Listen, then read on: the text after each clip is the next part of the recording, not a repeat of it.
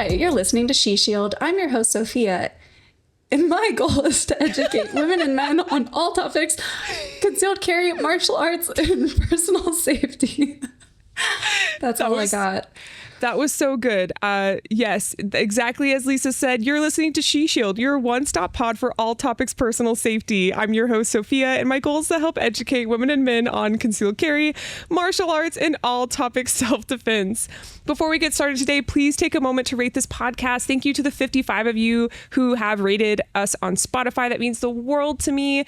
She Shield has 3 actually official, technically employees. I don't really know what to call it, but I consider myself one. Lisa here. You're an employee of your own podcast? Wow. I am. Yeah.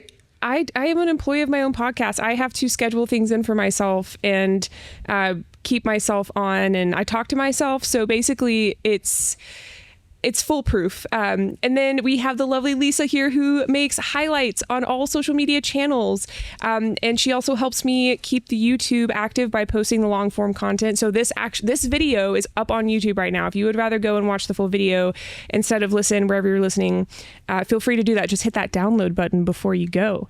And then we have Brendan. He is our audio engineer, and we are so lucky to have him. The audio has sounded pretty great, and we're very happy to have him to cut all of my silly pauses out. Speaking of silly pauses, this episode is sponsored by Big Tech's Ordnance, your soon-to-be favorite retailer for all of your firearms needs.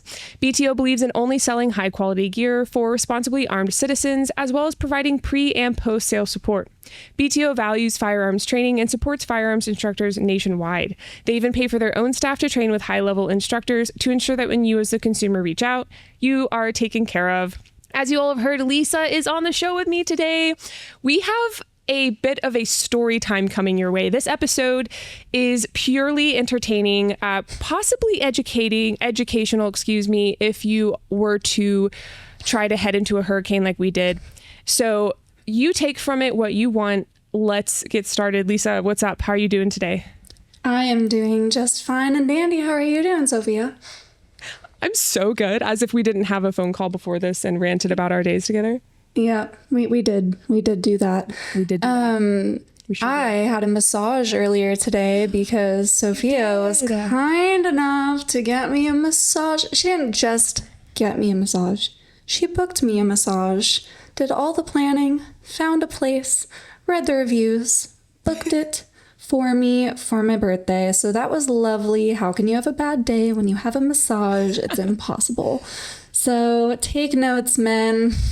You're so sweet. I'm so glad, dude. It's literally the least I could do for your birthday. So you're the best. I wish I could get you one every day, but that is why we need you all to review the podcast episode, please. 5 stars every day. Anyway, just to fund our massages. Exactly. Yes. Oh no, not the massages. This is for equipment. Yes. Equipment. Yes. Mm-hmm. Yes. Well, let's get into it, guys. I'm sure if you're listening, if you followed along on either one of our pages, on the She Shield page, maybe, we were preparing and are preparing for the tactical games. But before we update you on that, let's just start from the beginning. Lisa and I just visited D'Iberville. And if you're wondering, if you're saying to yourself, there's no way that that's the name, you're wrong, because we confirmed it in D'Iberville. Driver, right? And our waitress. Who told us how to pronounce it? Scott confirmed it with several sources. Iron Sights confirmed it with his Uber driver. We confirmed it with multiple waitresses, because we ate out multiple times, and we made sure to ask that question to bring this to you today. It is D'Iberville, Mississippi, and that is where the 2024 annual Combatives Summit was hosted by John Valentine and his collaborators, everyone from the Shivworks Collective to oh my gosh, I'm blanking right now on all the amazing people that are there. Why you're blanking is because literally everyone was there. Everyone was there. It was amazing. I have never seen one area that just had like such a high quality of instructors. I mean, it was crazy, and so many topics covered and so many different perspectives and instructors with different backgrounds. It was mind-boggling. Absolutely. Absolutely. And if you are wondering who all was there, you can go to the combativesummit.com. They host this annually right now, hopefully more in the future. And you can go to the speakers section of the website, and it will pull up every person that was there, from, like I said, the Shivworks Collective to Alan Belcher, the heavyweight champion of BKFC, Matt Larson, the father of modern combatives, Cecil Birch, the founder of Immediate Action Combatives, Matt Pranka, the founder of X-Ray Alpha LLC, and an expert in advanced weapons handling and more, guys. So many incredible instructors. So, and I just want to shout out our friends at the Ironsides podcast. We had the pleasure of sitting down with Scott and his wife, Cece. We got to talk about our experience at the Combatives. It was my second year. It was Lisa's first time. So to give you a little bit of a story time about that, I'd love to start with Lisa's perspective. Lisa, what was it like to go to the Combatives Summit, having no background in grappling combatives? Yeah, it was like drinking information from a fire hose. It was so much to learn, but at the same time, it was hardly ever overwhelming. I'm not gonna lie, of course, there were a couple moments where there was so much new information that I felt a little bit overwhelmed, but that didn't last long because I had you and so many other amazing people and attendees that were there to help me. So there's no shortage of people coming over, offering help and clarifying anything that was confusing. But yeah, you just get a really great, from the very first session with John Valentine, who gives us a great introduction to what combatives is, why it's important, why we're doing it, to some pretty intricate classes that we took.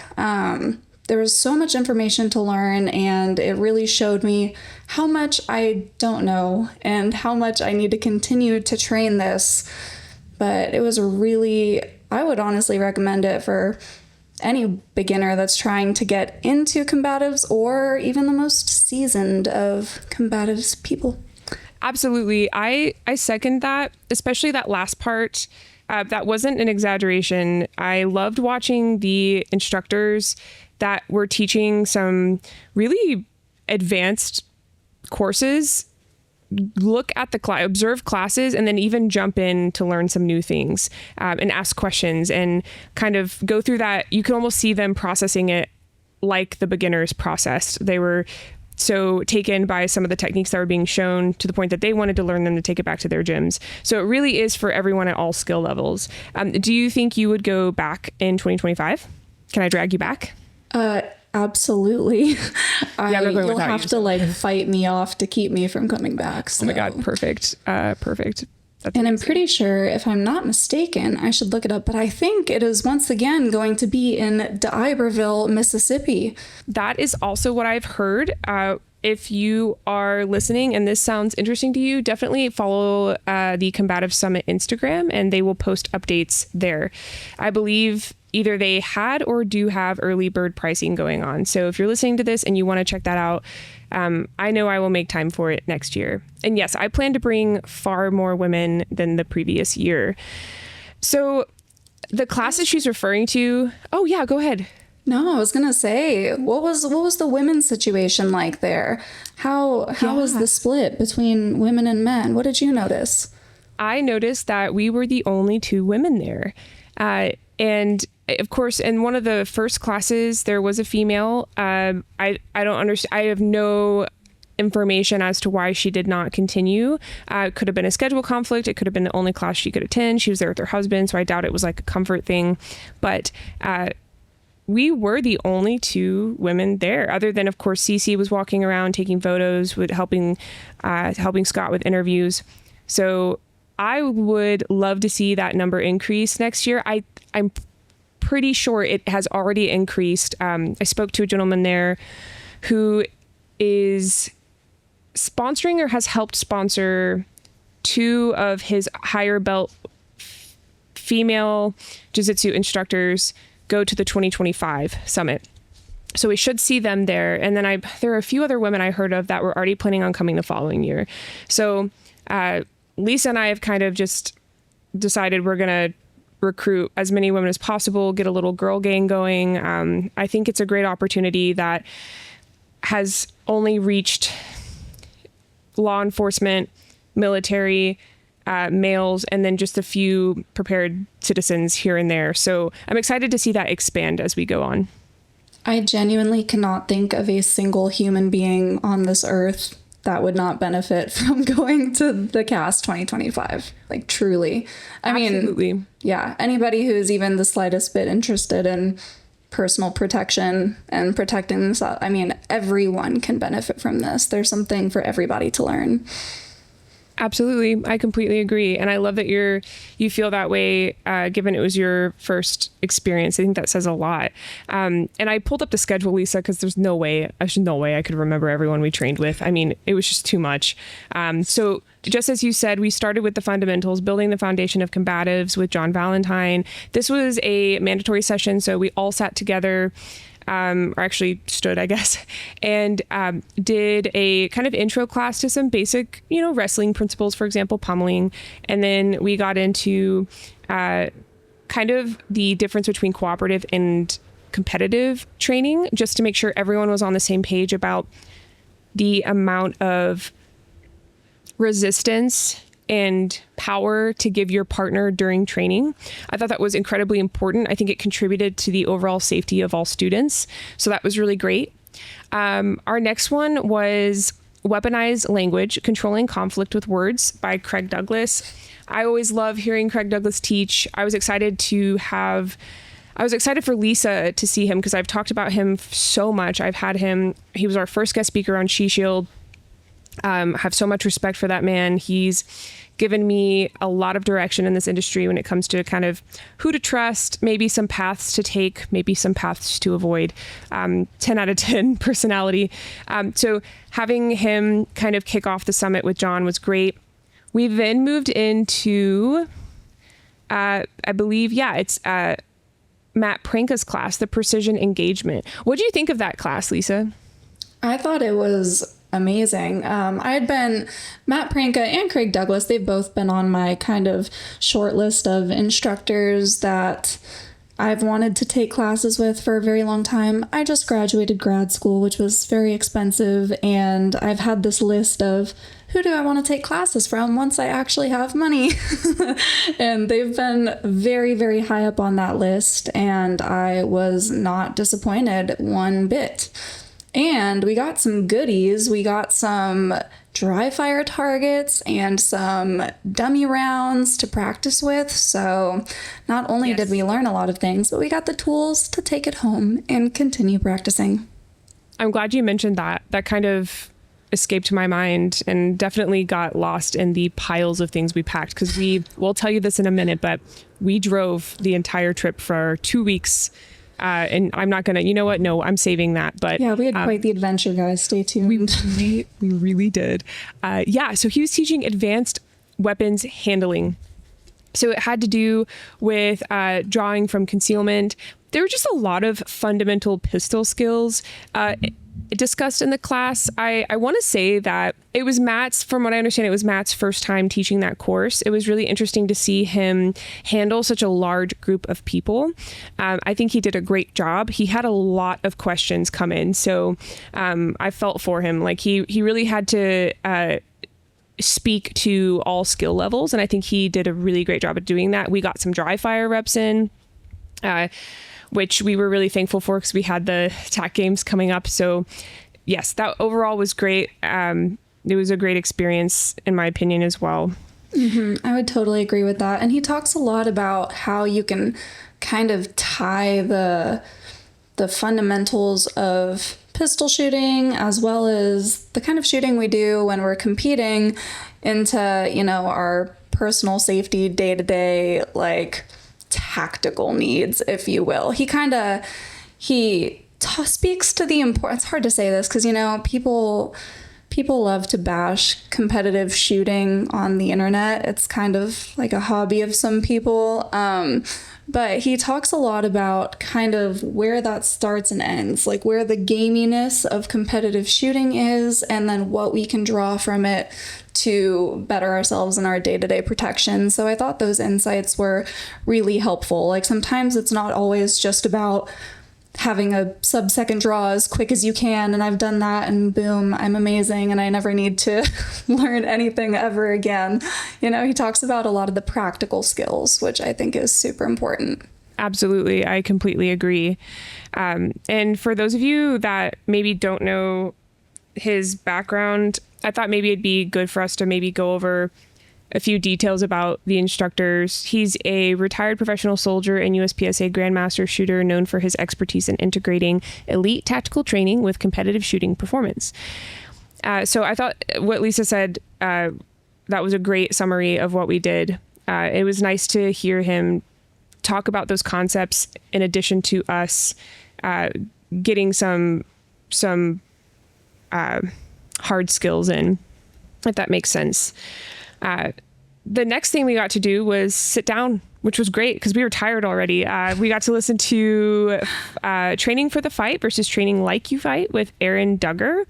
I thought that was it was a great opportunity to take a break but still learn something. They're doing a really good job at giving people options for that. Aaron Duggar is the director of performance for In Extremis Performance, a highly regarded expert in strength and conditioning. And he's known for his process-driven approach to improving athletic and combat readiness.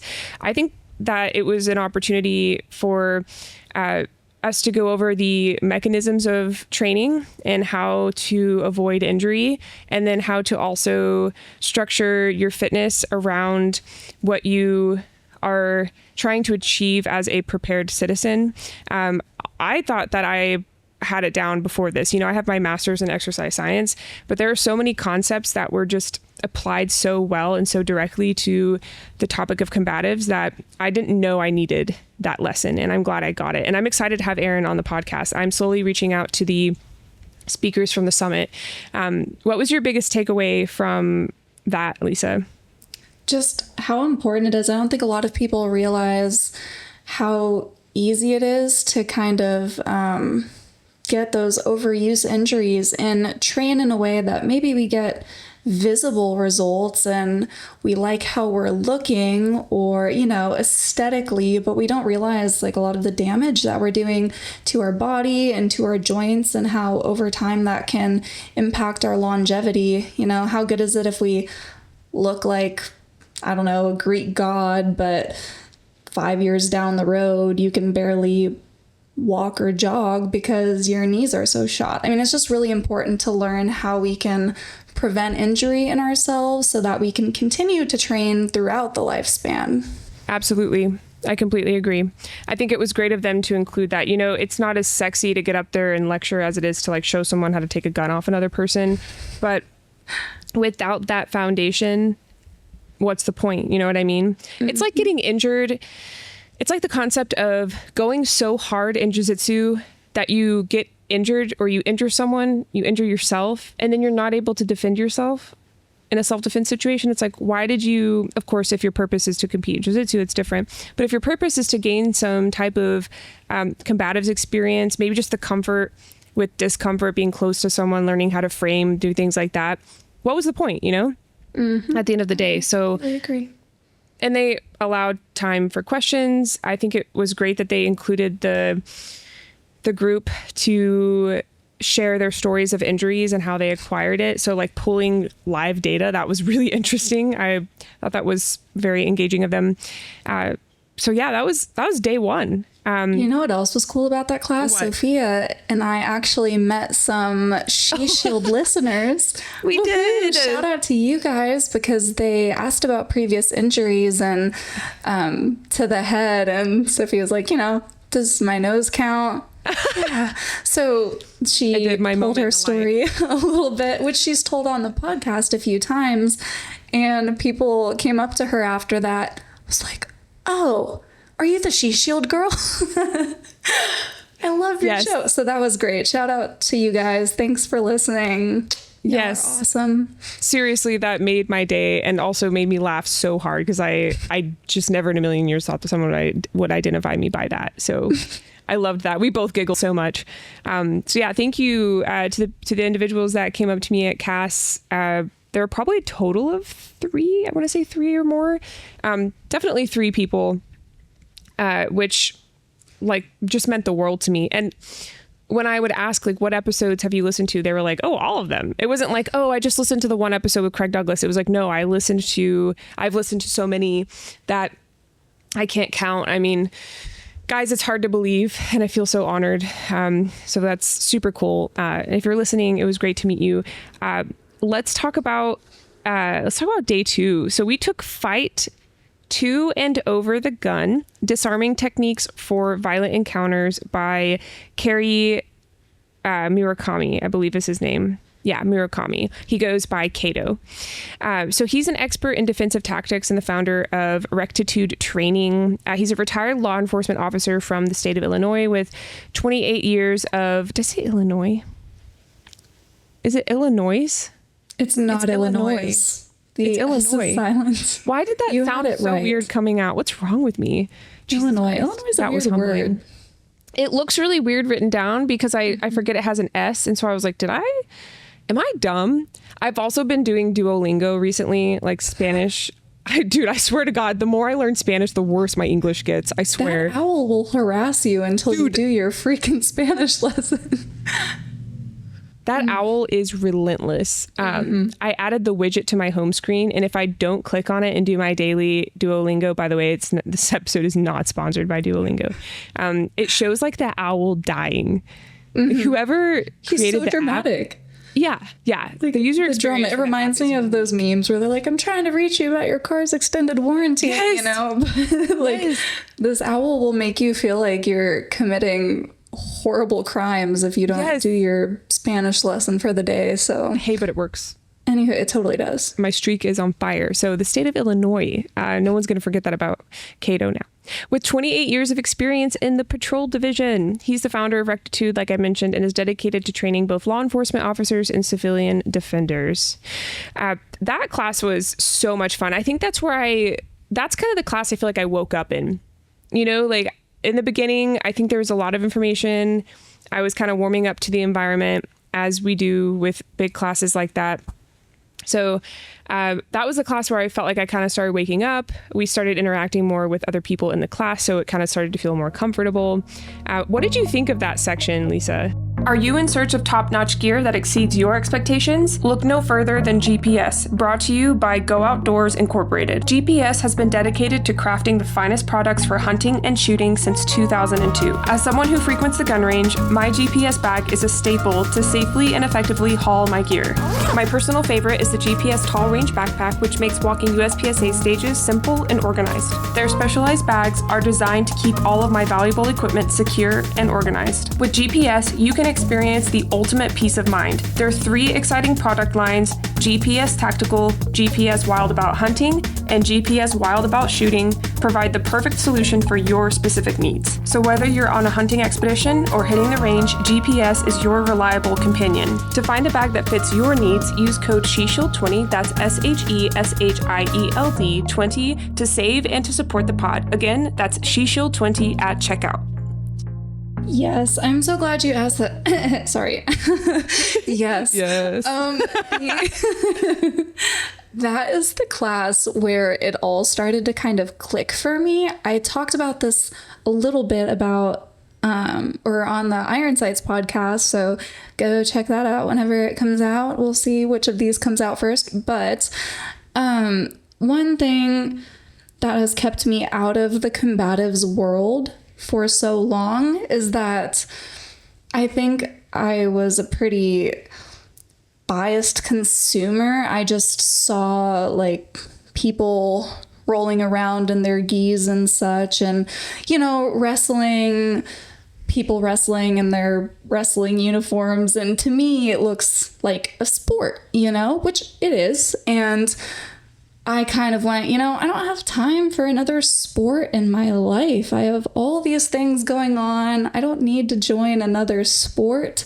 Well, this sport has so many applicable ties to real life and self-defense. And that class where we go from kind of learning just different techniques and foundations to actually trying to rip guns away from each other, that part does look like my life, because I am somebody who does prioritize carrying a firearm every day. And that's when it all kind of clicked for me, how I could use all these techniques and fundamentals to actually apply to my daily carrying. What do I do if someone's trying to take it from me? What do I do if I can't access my firearm? So that's when it all kind of clicked, and I was like, oh my gosh, this is super relevant to my life, and I do need to train this. Oh dear. So it was a really eye-opening experience. Very, very humbling. Humbling's a good word. Yes. Yes, it was also humbling for me. At one point we broke off and worked with a few guys from, I don't know if we should say, but from a private training facility, and they were amazing. The guy I worked with was probably 6'4", at least 220. And I'm being generous, like 220, probably more. Muscular, definitely built, did jiu-jitsu. Dad's done jiu-jitsu his whole life. And damn it if he didn't give me a run for my money. I was like, oh, at one point, actually, this is so funny. Craig Douglas and a few other instructors were sitting on the outside of the mat, just watching all of us train. And at one point, Hank and I got a little more involved with the training. We started and agreed upon terms to get a little bit more competitive with our training. And the drill, if I remember correctly, I had my Clanton Combatives red gun in my waistband. And Hank's job was to try to keep my hand from drawing the gun from my waistband. And this was a great drill. You know what I mean? Like, it also makes you just think about the situation of pulling your firearm. Should you pull the firearm within a certain distance? Within that distance, definitely not. Then it becomes a fight over the gun. So, and that's what the class is, right? Retaining your firearm, having someone retain their firearm so as to avoid getting it pulled out. So, man, at one point he swept me so hard, again, agreed upon, that I hit the mat and like my head kind of snapped back, but as it does when you fall back, it wasn't like dramatic. It wasn't wrong. I fell correctly, but it made a really loud noise and everyone went quiet. And Craig was like, I forget did you observe it? I feel like everyone got quiet and then they were like, hey, because they thought Hank was being too hard on me. And I just popped right up and was like, I'm good. I'm totally good. And yes, yeah, everyone acted like he was just beating you up. You know what I mean? Like, let's be honest. Yeah. And Craig was like, Sophia, I hate to ask you this, but do you need your helmet? And I was like, damn it. So I like sprinted out to my car, got my Redbeard Combatives helmet, and I put it on to protect my nose, because that's what you have to do sometimes, speaking of injuries. But yeah, that class was a lot of fun. Lisa and I think we did a really good job at working together. I tried to get her to work with other people because I can only go so hard with my nose, especially without a helmet. And also I was not at the skill level that I could show her the drills right away after learning them. So it was really nice to mix up with people. We were grateful for that opportunity. And overall just enjoyed Cato's instruction. I think his technique for teaching is very refined at this point. I followed it really clearly, and that's important. We learned from this, and in general. So yeah. So the next class on day 2 was knife control concepts with Mike Cheney. So I've taken knife control concepts a total of 2 times now. I went to their full course in Kentucky. And then I went to Combatives Summit last year and trained with Aaron Genetti. And I just freaking love that guy. He is amazing. I respect him just as much as I do Craig Douglas, and Mike Chaney was sent this year as the instructor. He is experienced in Muay Thai, Judo, MMA, Brazilian Jiu-Jitsu, and is an expert in self-defense and combative sports. He's a black belt in Jiu-Jitsu under Don Thompson, representing Ohio Brasa. Mike serves as the head Jiu-Jitsu instructor at Endeavor Defense and Fitness in Columbus, Ohio. I, too, loved his style of instruction. I felt like it was straightforward. He built on his concepts very well.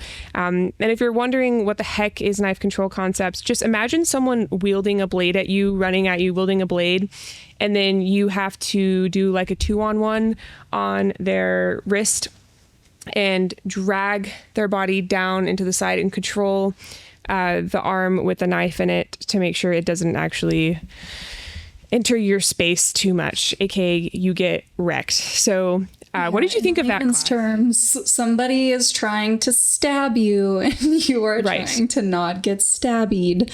And exactly. Get stabbied. Yeah. It sounds uncool, straightforward, but yeah. Wow.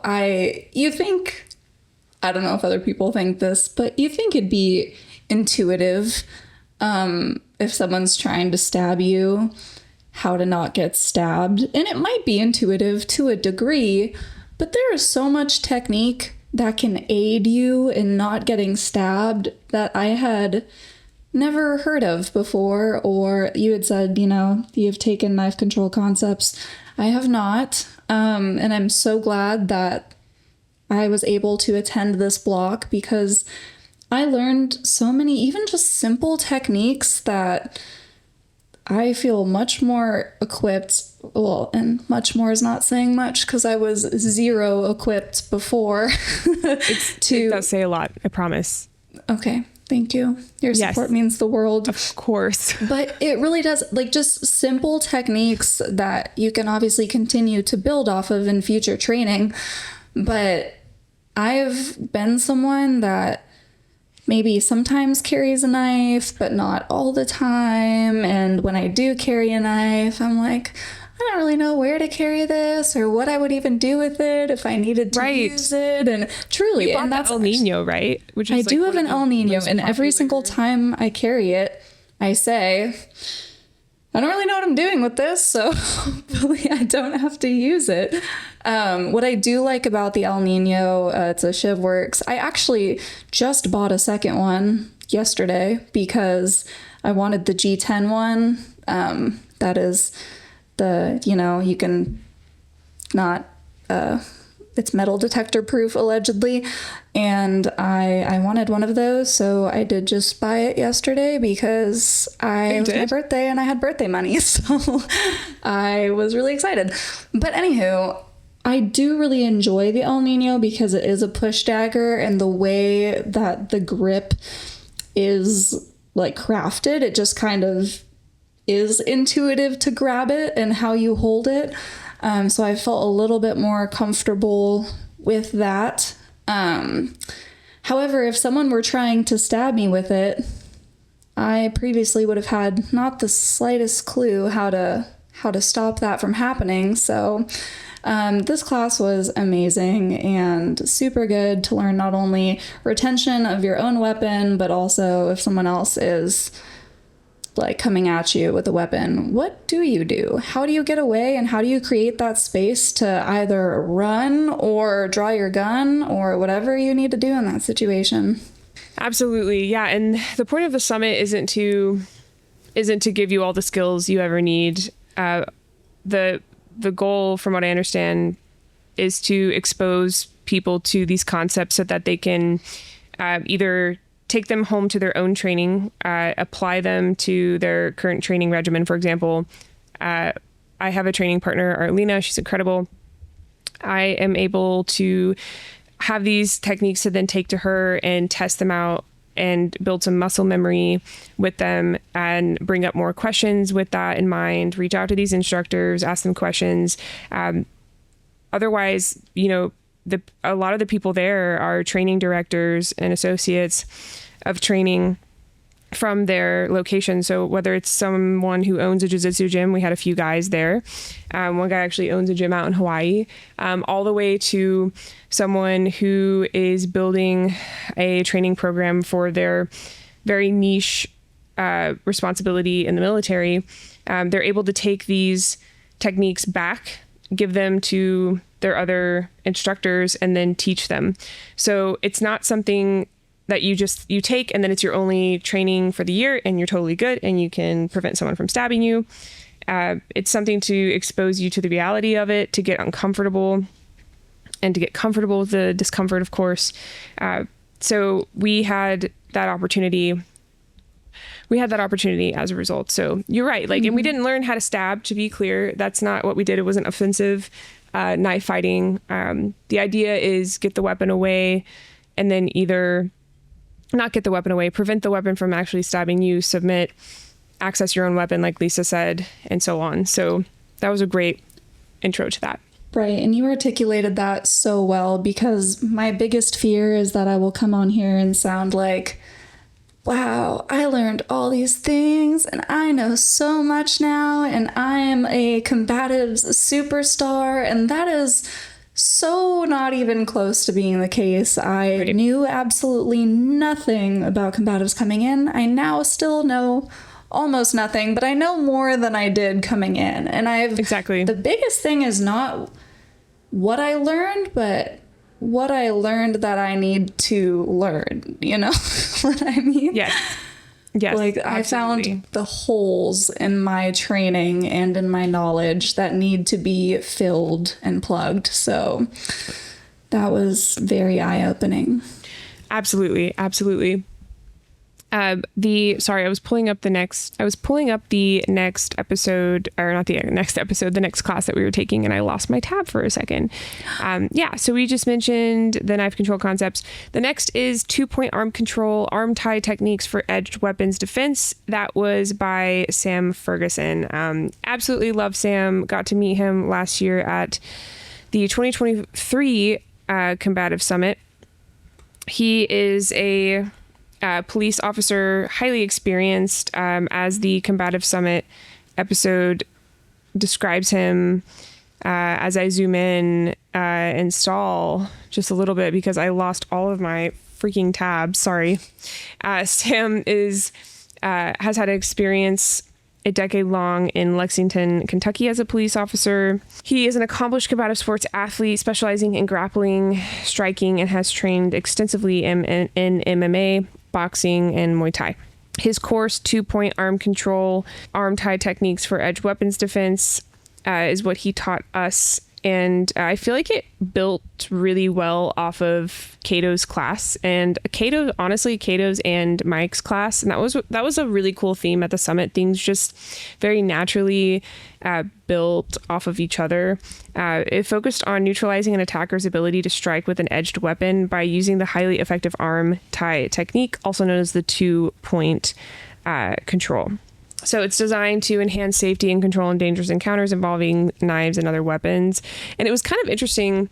They talked a lot about how things were, how the techniques could be applied to handcuffing someone on the job as a police officer, but it was then easily applied to civilian defense. So it was kind of cool to get those two sides of things. And it was very apparent as to why they said that this event was for everyone from civilian to law enforcement to military.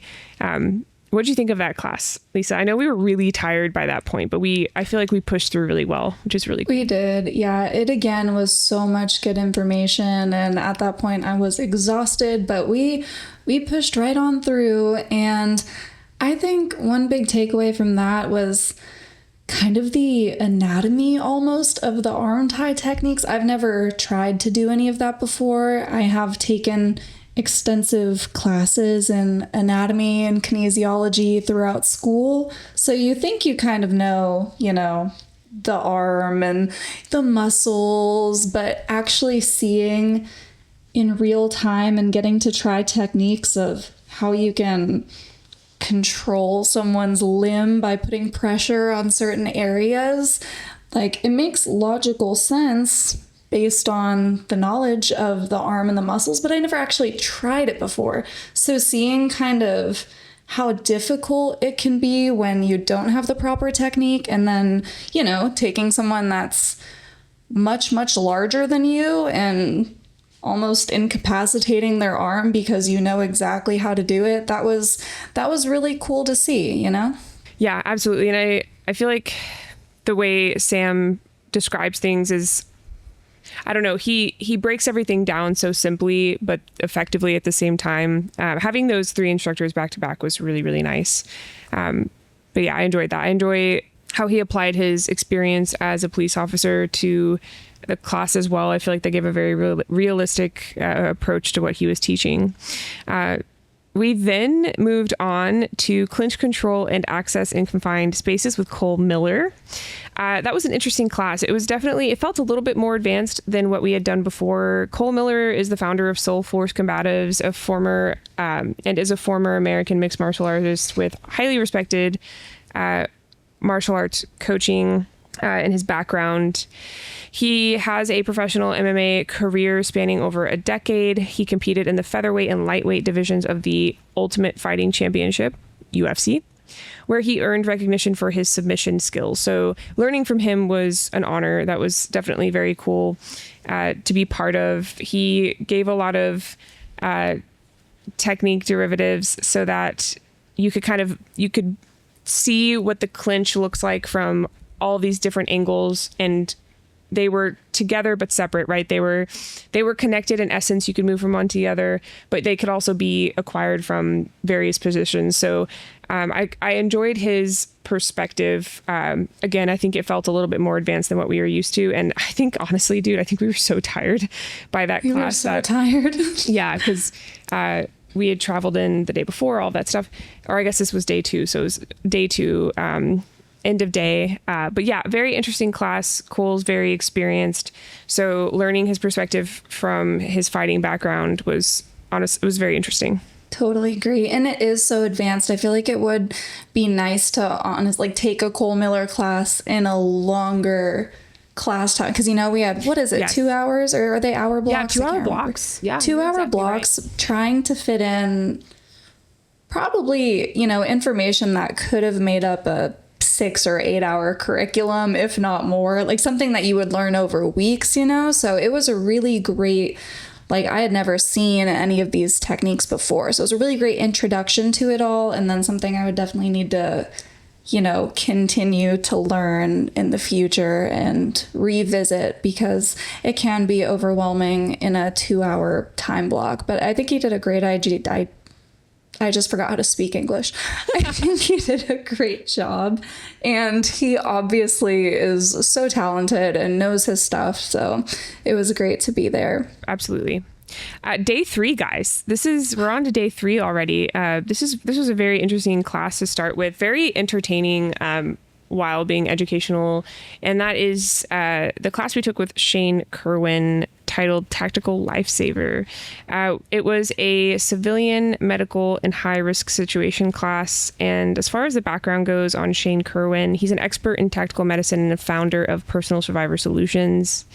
He's experienced in U.S. Army Special Forces medical sergeant work. So what I meant to say is Shane Kerwin is a highly experienced former U.S. Army Special Forces medical sergeant and the founder of Personal Survivor Solutions, like I mentioned before. He has a distinguished career spanning multiple deployments and specialized training, and brings decades of real-world medical and tactical expertise to the Combatives Summit, according to the Combatives website and according to our experience.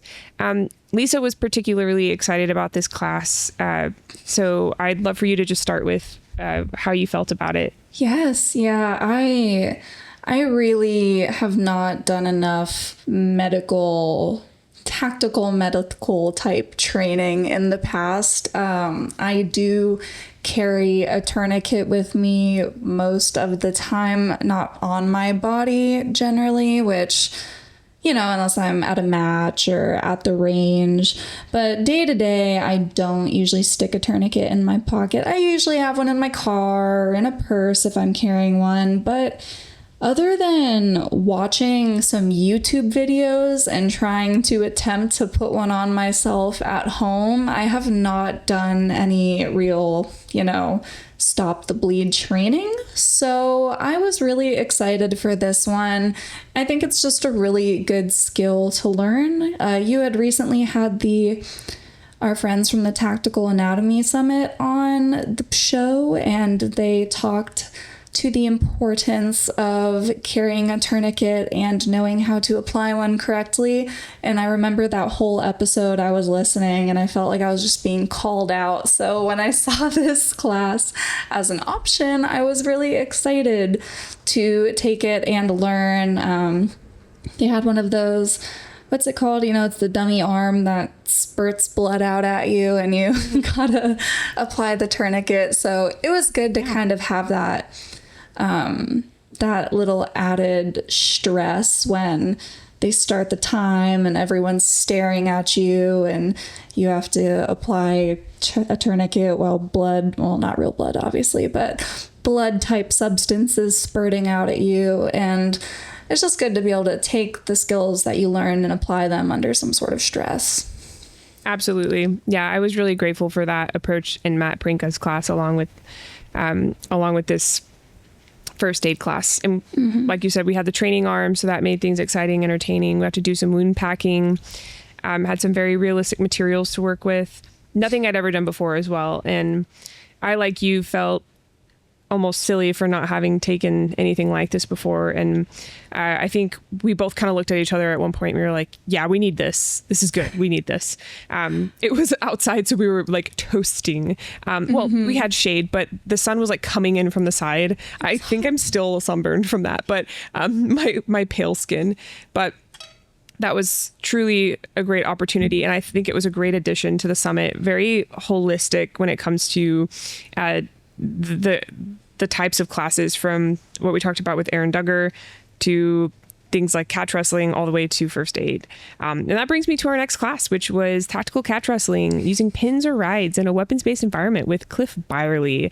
My goodness, do I like Cliff Byerly.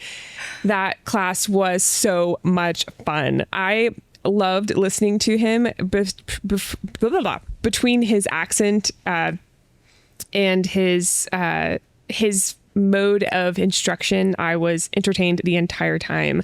If you all don't know Cliff, he's the owner of Hill Country Combatives. He's a former Marine with over 20 years of service, including 12 years on active duty as a reconnaissance team leader. He has deployed to conflict zones such as Somalia and Iraq, gaining extensive real-world combat experience. After leaving the Marines in 1996, Cliff joined the Los Angeles Police Department, also known as LAPD, where he worked in patrol, gangs, and narcotics. His military and law enforcement experience has made him a highly respected instructor in combatives and tactical training. Lisa and I just got a kick out of him, honestly. He was so funny. And we got to learn some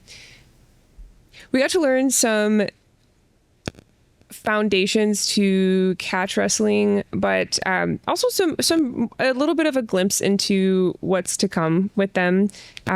Definitely some interesting positions, and just kind of seeing the full scope applied. I liked how he would show a technique and then he would show a piece of it and then show what we were going to, like, what it was leading to, what it could lead to, the potential for it, to put things in context. That was really helpful, and I would say specific to his mode of instruction almost. What do you think, Lisa? Oh yeah, Cliff Byerly beat the snot out of me, and I liked it in the least weird way possible. Like, it was so interesting. We're never gonna get learned so much. And what's awesome about him, I forget what he said. He's in his somewhere in his 50s, right? Mid to late 50s. Mm-hmm. And he was out there during our breaks with, who is it, Cole and Mike? Is Mike the other guy? Just like going at it. I mean, this is somebody who obviously takes their training really seriously, but also is always looking for opportunities to get better. He's just willingly going up to people, to fight, to just get better and learn. And that's such an awesome thing to see from your instructors. Someone who is like, hey, here's my knowledge, here's what I have to offer, but also you see them in their free time taking the time to be a student and continue to practice and learn and hone in those skills. And I think he could tell, only because I said it 8,000 times during the class, Cliff, I have no idea what I'm doing, help. He would explain to the class, and then he would come over to us and just take the time to really work with you, work with me, walk us through it, show us the skills again. And that was an awesome class. 20 out of 10, would recommend. Yeah, absolutely. I look forward to training with him again for sure. And then we moved on shortly to adaptive striking and cloth control techniques with Jerry Wetzel. That was a great conclusion. We kind of jumped in late to that class because we got to sit down with Scott and Cece, like I mentioned before, of Ironside's podcasts. But Jerry Wetzel is the founder of Red Zone Threat Management and an expert in adaptive striking. With nearly 2 decades of dedication to developing practical, real-world self-defense tactics, Jerry has become a trusted figure in the combatives community. His approach to combat is grounded in understanding the biological, psychological, and behavioral factors involved in violence and testing these concepts. Like I said, we jumped in a little bit late, and it was the last class. We were kind of just like, I don't think my brain can take anymore. But we looked around, everyone else was killing it. So we were like, we've got this. We looked at each other at one point and we were like, maximum effort. Let's go. Let's do this. So I really enjoyed it. Do you have any notes from that class, Lisa? That was just one where we had to rally, end of the day, rallied all the last energy in our bodies and just got after it. I mean, and it was good because though we missed the majority of the class, a lot of the classes were building off one another. So yes, I, even as a complete newcomer, did not feel completely lost. It was a really good experience and a really great way to close out the summit. Well, almost close out the summit, because we did have our Q&A session also. Yes, the Q&A session. Wow, that was probably my favorite part. I loved seeing how all of the instructors worked together to answer questions. We got to talk about some really just popular topics and got to hear some maybe even controversial opinions. That was kind of cool. We won't really get into that today. I hope to bring those speakers on the podcast though, so you'll get to hear that firsthand from them. And guys, the Combatives Association Summit they're already preparing for 2025, like we mentioned before. We hope that this gave you a little bit of a glimpse into what it's like to go. Like we said, it was 3 days long.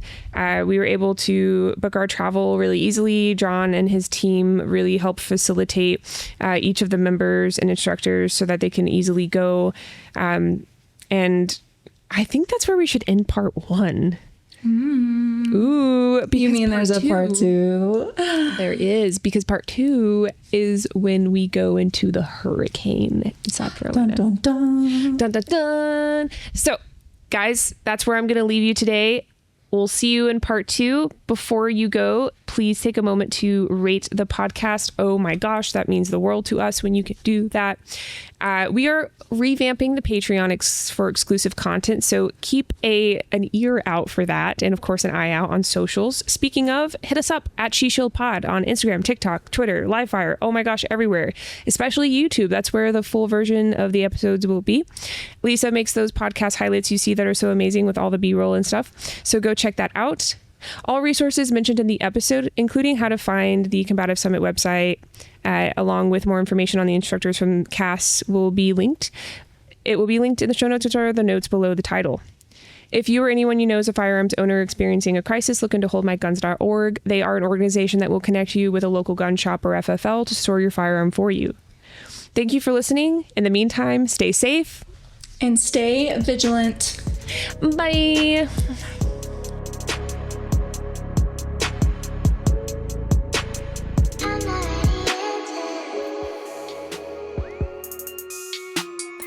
Are you ready to step up your shooting game? Introducing Walkers Inc., the pioneers in ear protection for shooting, hunting, and commercial applications. For over 25 years, they've been revolutionizing the industry, ensuring your hearing safety and enhancing your shooting experience. Anytime I'm on the range, indoor or outdoor, I use Walkers ear protection to have crystal clear communication with my fellow shooters. I personally use the disruptors for outdoor shooting and the recons for my indoor shooting adventures. Not only does it protect your hearing, but it also protects you. you. Being able to communicate with others on the range is vital to personal safety. You shouldn't have to sacrifice your safety when the ultimate goal is better self-protection. With walkers, you'll experience unparalleled comfort, unmatched innovation, and the industry standard in shooting ear protection. Don't settle for anything less when it comes to your safety and enjoyment on the range. You can save on Walker's ear protection and support the podcast by using code SHESHIELD20, that's SHESHIELD 20 at checkout. Again, that's SHESHIELD20 at checkout.